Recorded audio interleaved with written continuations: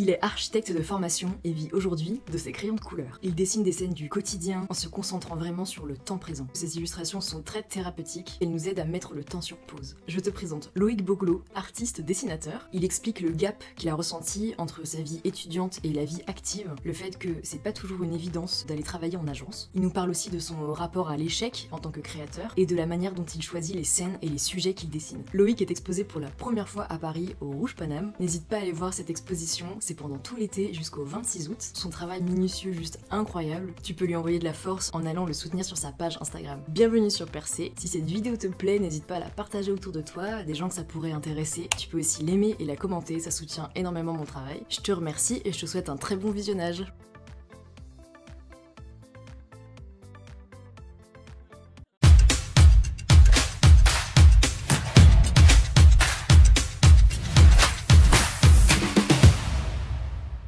Je suis moins doué avec les mots qu'avec les crayons, donc j'utilise mes crayons. Le dessin, c'est quelque chose dont j'ai besoin. Il y a ce truc où t'es connecté au réel. J'ai tout le temps que je veux pour rater, pour faire des expériences qui marchent pas. J'aurais appris quelque chose. Je me suis rendu compte que c'était vraiment attaché au moment que j'avais besoin de ressentir. Pourquoi j'ai choisi de faire des études d'architecture? D'abord, j'ai pas vraiment choisi. Au collège, j'étais pas super bon. Pour dire, ma troisième, on a failli me la faire redoubler. Donc, je suis parti en lycée pro parce que j'étais presque sûr de pas réussir en général. Et c'était un lycée pro dans le 19e, Hector Guimard, qui avait une passerelle avec l'école d'archi de Paris-Belleville, mais j'étais pas au courant quand je suis rentré. Okay. En gros, il y avait juste une fille de ma classe en 3e qui allait aussi dans ce lycée-là. Quand j'ai vu ça, je me suis dit, mais elle a des notes moins bonnes que moi, si elle fait architecture, moi je peux aussi faire architecture, quoi. Et en première ou un truc comme ça, j'ai découvert qu'il y avait une passerelle avec Belleville. Et en gros, ça me permettait, avec une certaine moyenne, de passer sans entretien et arriver à Belleville comme ça. Et après, il se trouve que je me débrouillais pas trop mal, même si j'étais sûr en arrivant de rater, parce que je venais de pro, qu'il y avait des gens qui venaient de L, de S, de très bons lycées aussi, donc c'était intimidant. Comme quoi, ça veut rien dire. Mais oui, ça veut rien dire finalement. Il y avait aussi des trucs que j'avais appris qui m'ont vraiment servi en arrivant en archi. Parce que du coup, tu as eu des cours d'architecture au lycée? Ouais, okay. On avait fait un peu d'AutoCAD, du SketchUp, je savais lire des plans, j'avais fait un tout petit peu de maquette. Ah mais trop bien, tu vois, t'avais même plus de base que quelqu'un qui sortait de S finalement. Ouais, complètement. En archi, j'avais clairement plus de base. J'avais fait une option économie de la construction, du coup, il y avait des petits savoirs un peu techniques aussi. Et il y avait des stages aussi dans ce lycée-là, parce que en lycée pro, il faut faire 22 semaines de stage en tout, je crois. Ah oui, trop bien. Au moins, ça t'initie un peu déjà à la vie réelle. C'est que des petits stages, mais il y en a 3, je crois. Ah, c'était intéressant dans le sens où, en stage, on me demandait de faire des trucs que je savais pas faire parce que le niveau est pas très élevé en lycée pro. T'apprenais du coup, je me rendais compte que j'étais capable de faire des trucs que je pensais pas pouvoir faire. Et ça, c'était bien, je pense. Parce que du coup, en arrivant en archi, je me suis rendu compte qu'il y avait plein de trucs que je savais faire et que d'autres savaient pas faire. Ça, comme quoi, ça avait bien servi quand même. Ouais, ça a vachement servi.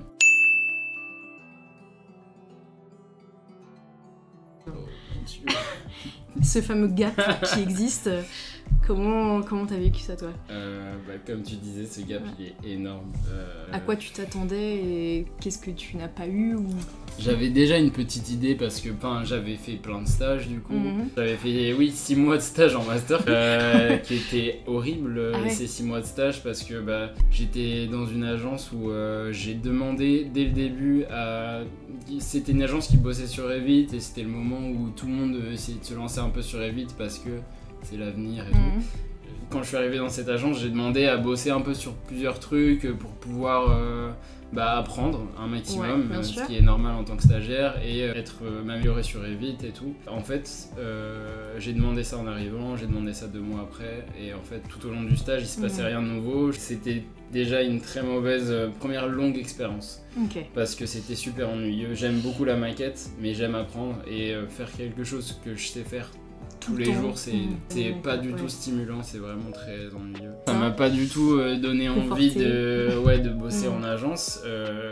On m'a quand même proposé, on était juste deux, hein, c'était une architecte et moi-même. Elle m'a proposé de bosser avec elle à la sortie de l'école. Ouais. Elle m'a proposé un CDI, donc... C'était la voie royale. C'est la voie royale, le CDI, c'est génial pour se lancer dans la vie active et tout. Spoiler, pas tant que ça. Voilà, c'est pourri. Non, c'est pas que c'est pourri, mais c'est... En fait, je me suis retrouvé coincé où j'avais l'impression de devoir faire tout parfaitement et de devoir rester vraiment dans l'agence. Je pouvais pas m'améliorer parce que j'avais pas tant de responsabilités que ça. Je faisais encore une fois ce que je savais faire. Donc c'était pas stimulant. J'apprenais pas parce qu'on me permettait pas de me tromper en fait quand ça se passait pas très bien en fait on me le faisait pas voir comme quelque chose de normal. On peut pas en sortant d'études faire un métier aussi compliqué aussi bien que quand on a 10 ans d'expérience. On se trompe enfin tous mes amis qui sont arrivés en agence se sont trompés sur des trucs tout bêtes, mais c'est normal. Le truc, c'est que avec la personne avec qui je bossais, c'était pas normal. Pour moi, c'était un énorme poids parce que je perdais au fur et à mesure de la confiance. C'était sur 8 mois que j'ai fait ça direct après le PFE. Et une entrée en vie active, ouais, c'était pas fun. C'était pas fun. Enfin, après, je suis parti, du coup, j'ai démissionné et j'ai bien fait. Ouais, démissionner d'un CDI, ça fait toujours un peu bizarre. On se dit, est-ce que je fais pas une erreur alors que c'est le truc qu'on sacralise depuis toujours. Ouais, en fait, quel soulagement. Oui, enfin, complètement. Enfin, du moins, ça correspond à des gens, mais pas à tout le monde. C'est ça, et puis perdre un CDI, ça n'empêche pas d'en trouver un derrière, même si ça prend 3 ans, 4 ans, enfin peu importe. La vie est longue, il y a du temps quoi.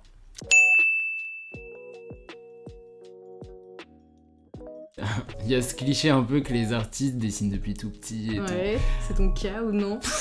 En fait, quand j'étais petit, il y avait toujours les frères et sœurs autour, c'était toujours bien actif quoi, l'environnement que j'avais. Et le peu de fois où je dessinais, c'était quand il y avait un peu de calme autour de moi, ce qui n'était pas courant, donc je dessinais très peu. Ok. Surtout pendant les études que tu as retrouvé le crayon. J'aimais bien quand même quand j'étais petit, mais ouais, pendant les études, en fait, il y a eu... les cours de dessin dès la première année, j'étais nul. C'est vrai? J'étais super nul, ouais. Je comprends pas. Si.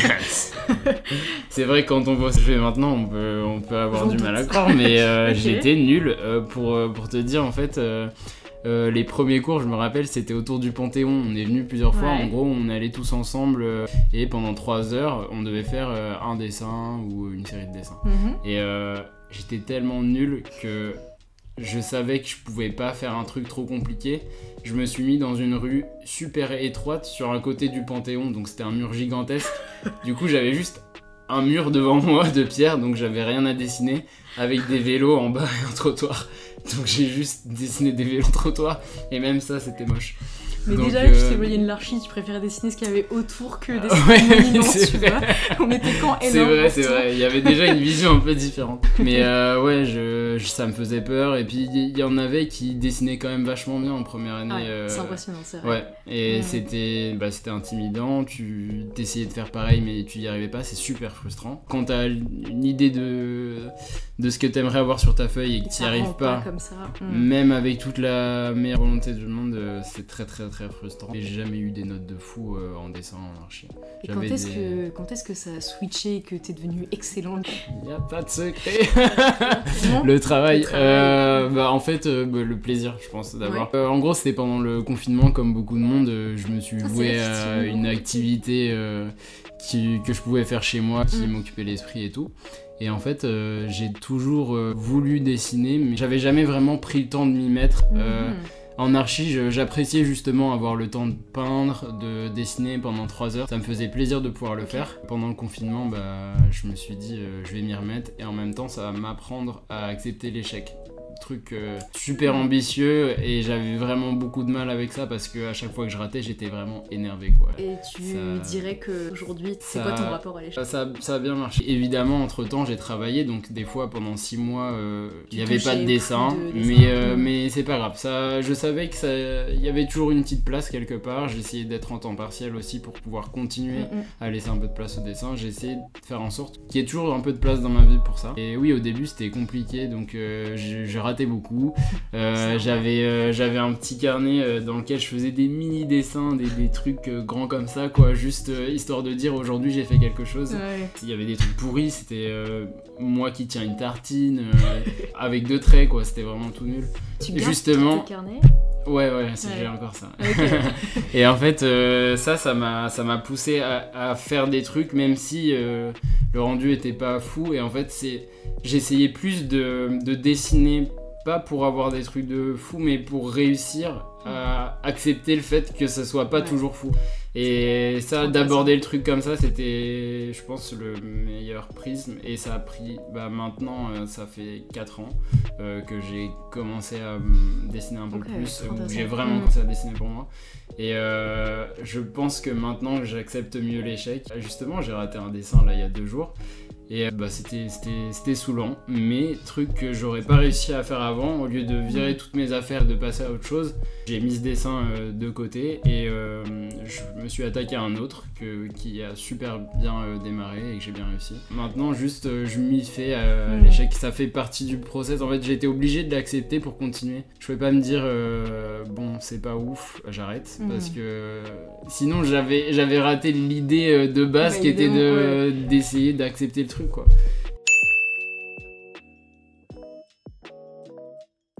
Non, un artiste. Après, j'aime pas trop toute l'aura qu'il y a autour des artistes. Donc, s'il y avait un autre mot, je prendrais bien s'il y a des idées. J'aime beaucoup l'architecture, le design, l'archi d'intérieur. Être dans des beaux bâtiments, des beaux musées, c'est un truc, ça me fait vraiment du bien, quoi. J'ai pas mis l'architecture de côté. Ouais, tes expériences professionnelles ne t'ont pas dégoûté 100%. Non. Il y a un moment où je pouvais plus voir une revue d'archi, quoi. Ouais. Mais ça y est, t'as pardonné. Ouais, c'est ça. L'eau a coulé sous les ponts, ça va maintenant. Mais oui, je mettrai jamais l'archi de côté. Je pense que c'est un truc, si je l'ai fait, c'est que ça me plaisait. Ça fait partie de toi. Ouais, c'est ça. Même si aujourd'hui, c'est le dessin qui prendra plus de place parce que ça me fait du bien. C'est quelque chose dont j'ai besoin. Ce que je dessine, c'est des petites choses très simples. Qui me pousse aussi à voir toutes les belles petites choses qu'il y a dans la vie de tous les jours, et ça en soi, réussir à voir ça, c'est un travail déjà pour soi, mais d'en faire un vrai travail, je trouve ça génial. C'est un aspect thérapeutique en fait. Ouais, carrément. Dans les hôpitaux, il y a des ateliers créatifs où on fait des mandalas et tout. Il y a des gens, c'est leur métier de travailler sur la thérapie créative. C'est trop chouette.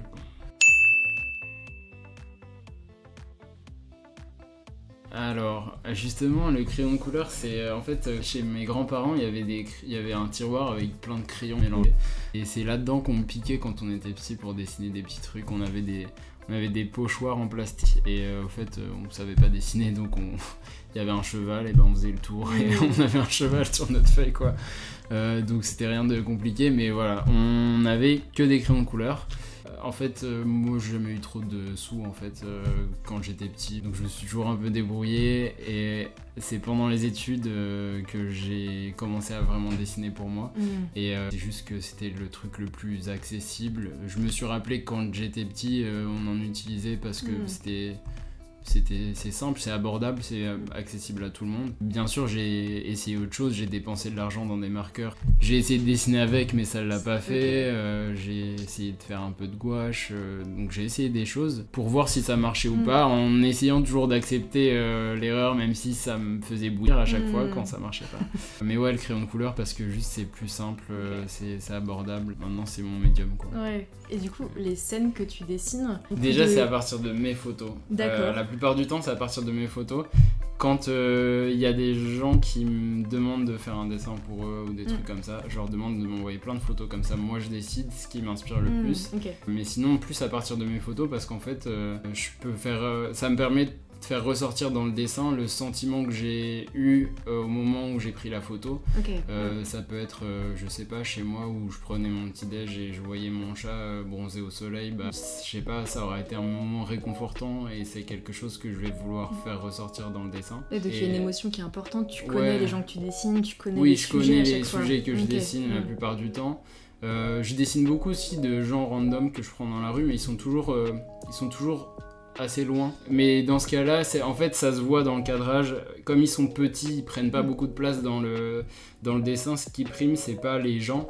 C'est la scène de vie urbaine ou rurale. C'est juste d'avoir des gens qui profitent d'un paysage et ouais, la beauté du paysage pour lui-même, quoi. Enfin, c'est juste des choses qu'on croise tous les jours. Ça peut même être juste une rue parisienne et ce sera génial parce qu'il y aura un beau soleil, quoi. Juste ça.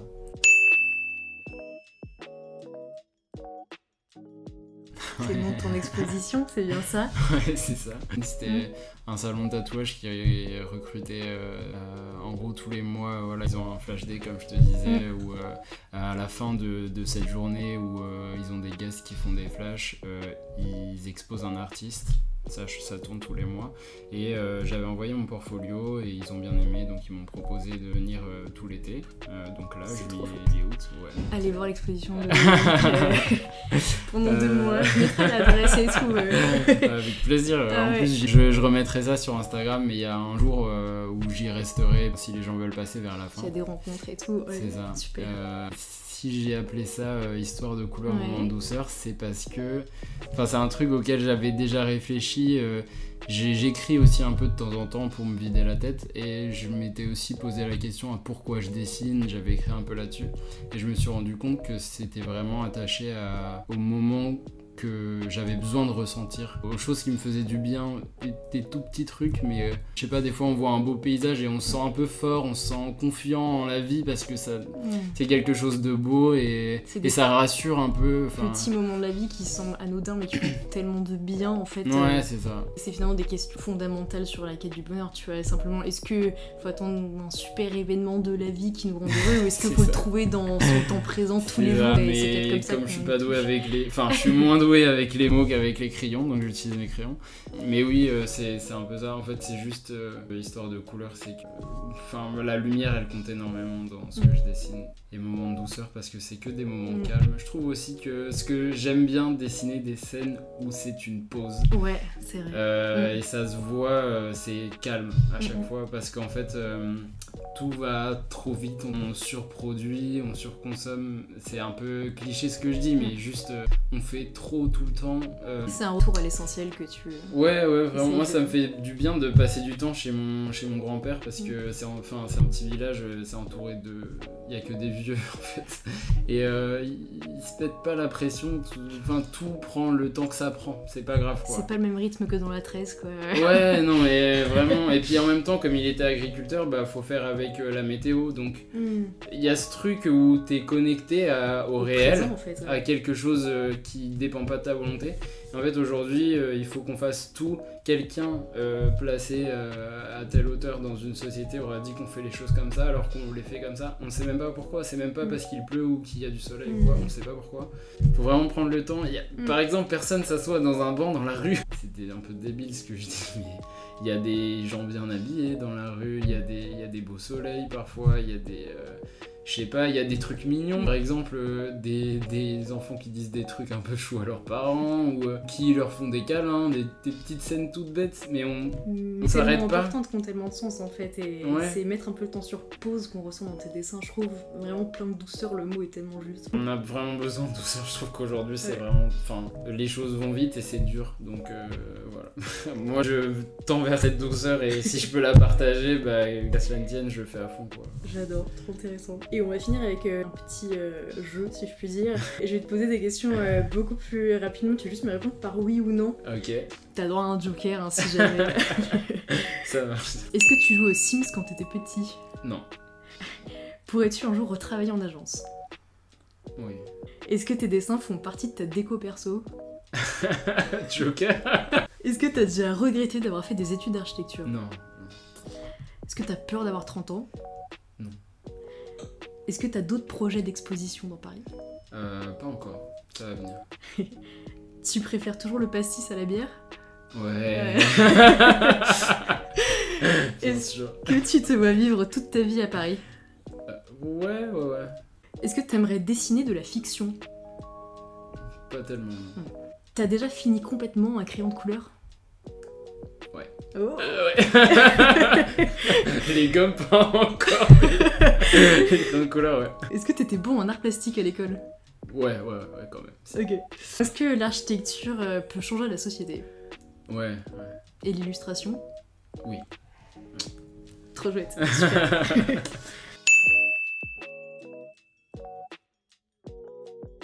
Je lui dirais de pas essayer de tout planifier, de faire rentrer les choses dans des étapes ou dans des cases ou quoi, juste de voir comme ça avance en essayant de profiter de ce qu'il y a, de ce qui vient. C'est vrai que j'ai toujours eu tendance à tout planifier super longtemps à l'avance et en fait oui, avec du recul je lui dirais juste de se concentrer sur plein de belles choses qu'il y a là maintenant et de pas trop se prendre la tête quand ça marche pas. Enfin ouais, c'est difficile à dire parce que c'est toujours super frustrant, mais en même temps oui, de pas trop se prendre la tête quand ça marche pas, que c'est pas grave, qu'il y aura d'autres fois, que j'ai tout le temps que je veux pour rater, pour faire des expériences qui marchent pas, que j'aurai appris quelque chose et que le plus important c'est juste que je me lève le matin tous les jours, que je continue à faire ce que je dois faire et que je laisse toujours une place là-dedans pour ce qui me fait plaisir. Et c'est ce que j'ai fait avec le dessin, je pense. J'ai toujours laissé un petit espace pour le dessin et maintenant ça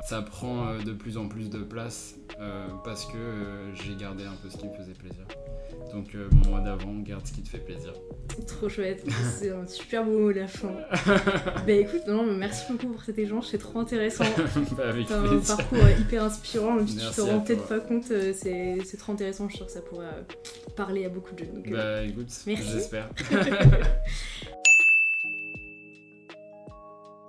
Je passerai. On coupe On coupe tout de suite.